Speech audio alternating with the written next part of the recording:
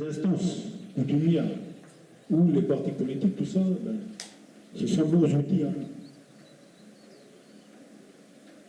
Et en aucun cas, on est en train de les piétiner. En aucun cas, on va contre eux.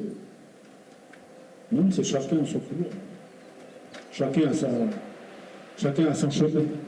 On en a le chemin continu qu'on va prendre et puis qu'on va imposer à l'État. Un chemin légitime selon eux.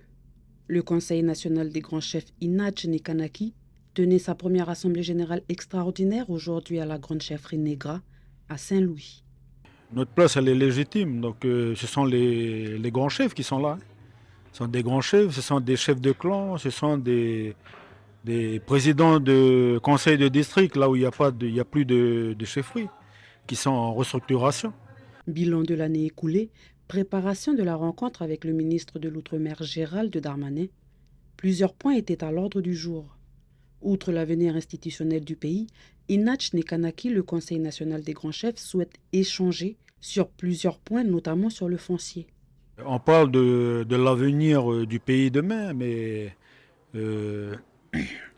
parce qu'il faut régler d'abord on va dire la responsabilité de l'État. À travers la justice transitionnelle, c'est de régler aussi la question des revendications. Donc ce sont les restructurations des chefferies.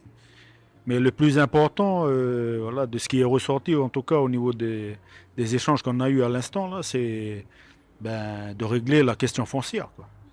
Parce qu'avec la question foncière, c'est le déplacement des clans, c'est la restructuration des chefferies, mais aussi avec la